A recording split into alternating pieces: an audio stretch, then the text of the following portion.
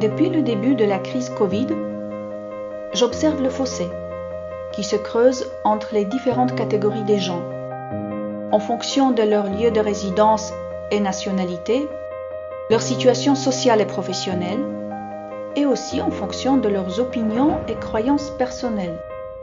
Tout se polarise encore plus vite, plus nettement et plus profondément que par le passé.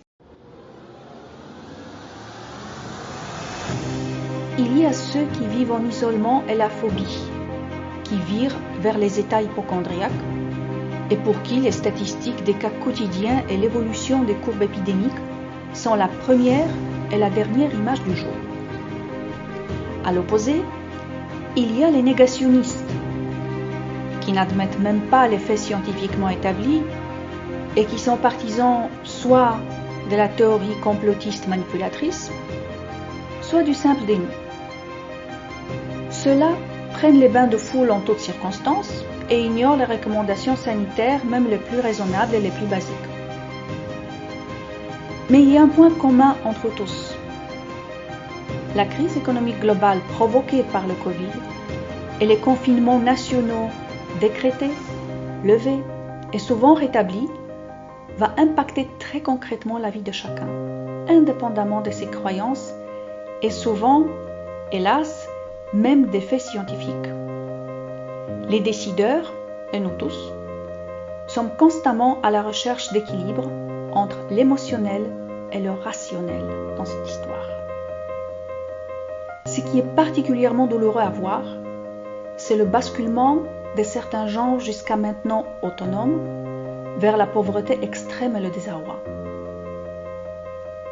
Bien sûr, il y a toujours eu des populations en situation précaire, dans tous les pays, même les plus riches, les plus développés, et affichant fièrement leurs performances en haut de tous les tableaux des statistiques mondiales. Mais c'était, en quelque sorte, les incidents de parcours qui constituaient un pourcentage modeste de la société dans son ensemble. Aujourd'hui, le contraste social est encore plus criant. D'un côté, ceux qui ne se sentent pas du tout concernés par la crise sanitaire et économique, qui sont en bonne santé et qui ont toujours leur source de revenus stable. Ceux-là sont souvent dans le déni total du changement que le monde a subi et qu'il continue de subir, sans que nous puissions prévoir avec précision l'aboutissement et l'ampleur de ce changement. L'unique objectif de ces chanceux est d'oublier au plus vite les désagréments du confinement et reprendre la vie à l'identique d'avant la pandémie. Est-ce rationnel ? À mon avis, certainement pas, mais je comprends parfaitement ce désir d'éloigner et d'ignorer toute source de frustration ou d'anxiété. Mais est-ce que casser le thermomètre a déjà soigné la fièvre chez quelqu'un ? Pourtant, d'une manière évidente, nous ne sommes globalement qu'au début de la vraie crise. Les aides exceptionnelles des États aux particuliers et aux entreprises fonctionnent encore et les économies personnelles permettent aux salariés d'assumer le quotidien et même les vacances. Mais qu'en sera-t-il d'ici 3 à 6 mois ? Personne ne peut le prédire à 100%. Et tous ceux qui le prétendent frôlent la manipulation. En attendant, c'est le sort des pauvres extrêmes qui est vraiment préoccupant. Les gens qui ont totalement perdu la source de subsistance de leur famille, du jour au lendemain. Dans cette situation de contraste, c'est votre humanité qui est à l'épreuve.